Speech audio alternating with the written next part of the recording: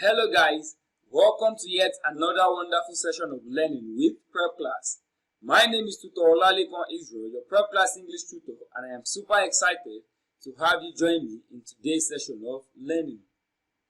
Now in today's session, we will be answering questions 81 to question 85 from the Jamb English 2013 past question. Remember, the purpose of this session is to help you prepare for your forthcoming Jamb examination. So, without wasting much time, take a moment to subscribe to this channel, turn on the post notification so you can be notified whenever we upload any new content. Alright, let's begin. Now for questions 81 to 85, there is an instruction. The instruction reads, in each of the questions 81 to 85, choose the option that best completes the gap or gaps as the case may be. In each of the questions 81 to 85, choose the option that best completes the gap or gaps as the case may be. Question 81 reads, my father told me to take money from dash it. My father told me to take money from dash it. A. My father told me to take money from whomever offers it. B. My father told me to take money from whomsoever offer it. C. My father told me to take money from ever who offers it. D. My father told me to take money from whoever offers it. So which of these options is the best to complete the gap in this sentence? Now, the answer to this question is option D. My father told me to take money from whoever offers it. Now, this is because I am the beneficiary of the action. I am the person receiving the money. So, I am the object, the beneficiary of the action. So, the blank space has to be filled with the performer of the action. I am the beneficiary of the action, the object.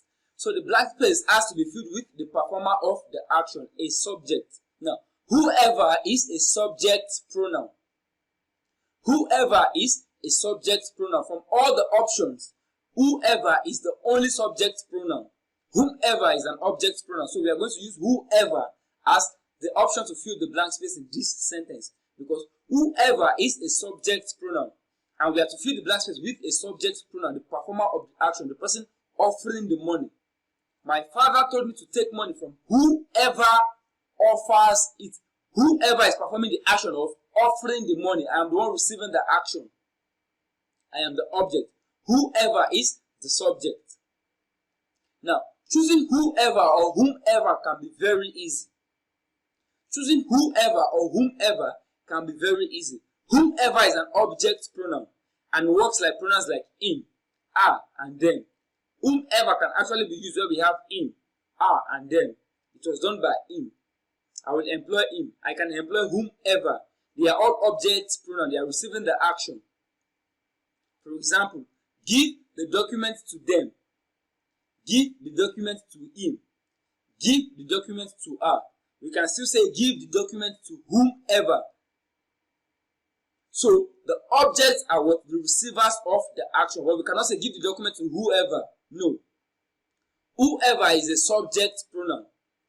Whoever is a subject pronoun and works like the pronouns he, she, and they. They did it. He did the job. She did the job. Whoever did the job did it well. So whoever is a subject pronoun. So the answer to this question is option D. My father told me to take money from whoever offers it.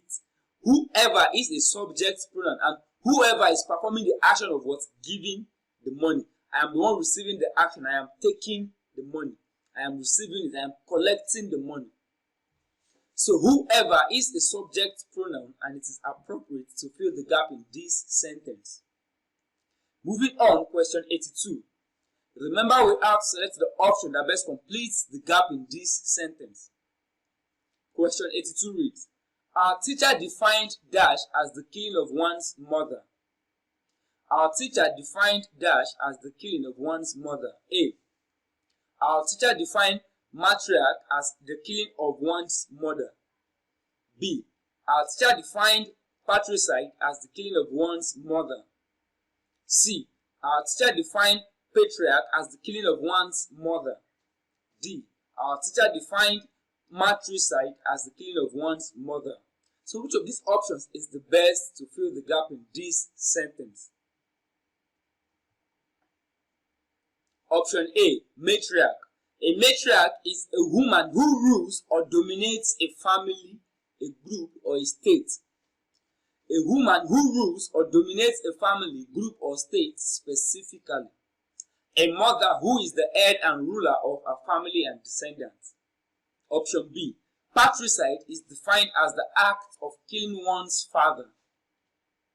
Option C, patriarch. A patriarch is the male head of a family or tribal line. The male head of a family or tribal line. A person regarded as the father or founder of an order, class, etc. The answer to this question is option D, matricide. Our teacher defined matricide as the killing of one's mother. Matricide is defined as the killing of one's mother. So the answer to this question is option D. Our teacher defined matricide as the killing of one's mother. Alright, moving on, question 83. Remember, we had to select the option that best completes the gap in this sentence. Question 83 reads, if you are confused, dash anything, phone my office. If you are confused, dash anything, phone my office. A. If you are confused of anything, phone my office. B. If you are confused with anything, phone my office. C. If you are confused about anything, phone my office. D. If you are confused for anything, phone my office. So which of these options is the best to complete this sentence? Now, the answer to this question is option C, about. If you are confused about anything, phone my office. Now, the preposition about has several uses. Some of its uses include it can refer to movement or position in various directions or places. Example, the children were running about. That is, the children were running in various directions. About means what? Various directions. 2. About can mean in connection with. Now, this is relating to this our sentence here. If you are confused about anything, if your confusion is in connection with anything, phone my office. About can mean in connection with. So, example, we talked about his plans. Our talk was in connection with his plans. They told the police about it. What they told the police was in connection with the situation. So, about can mean in connection with something. If you are confused about anything, phone my office. About can also be used to make a rough estimate of something. Example, there were about 20 boys in the class. It is a rough estimate of the number of students in the class. The actual figure could be slightly higher or lower. So, going back to this question, the answer to this question is option C, about. If you are confused about anything at all, phone my office. So the answer to this question is option C, about. Alright, moving on, question 84. Remember, we have to select the option that best completes this sentence. Question 84 reads, we have a family mutiny, dash our ends. We have a family mutiny, dash our ends. A. We have a family mutiny on our ends. B. We have a family mutiny for our ends. C. We have a family mutiny from our ends. D. We have a family mutiny of our ends. So, which of these options is going to complete this sentence? Now, the answer to this question is option A, on. We have a family mutiny on our ends.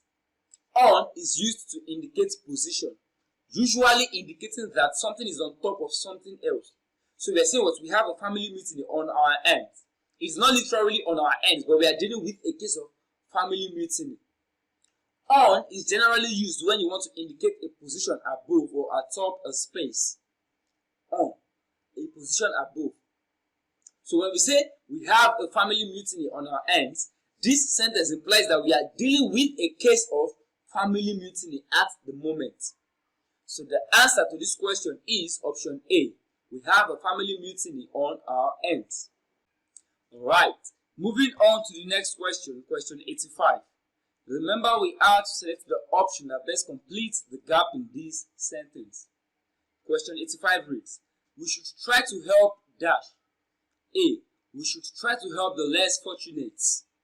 B. We should try to help less fortunate. C. We should try to help the less fortunate. D. We should try to help these less fortunate. So which of these options is the best to complete this sentence? Now, the answer to this question is option C. We should try to help the less fortunate. Now, the less fortunate is an example of a collective name. A collective name given to people who share the same misfortune. The less fortunate is an example of a collective name given to people who share the same misfortune.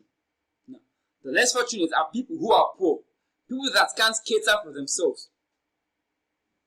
Collective names like the less fortunate, the blind, the poor do not have plural forms. That is, they do not come with an S or ES because they are already what? A collection. A collection. It is a collective name. So there's no need to add an S or ES to form a plural. So it is just called what? The less fortunate, or the blind, the poor, the handicapped. So the answer to this question is option C. We should try to help the less fortunate. Alright, and with that we've come to the end of this wonderful session. Please do not forget to subscribe to this channel. If you enjoyed this video, click on the like button. Do not forget to drop your questions in the comment section. Also share this content with your friends and loved ones. You can as well check us out on WhatsApp. Check for the link to our WhatsApp group in the description of this video. Thank you for your time. Enjoy the rest of your day.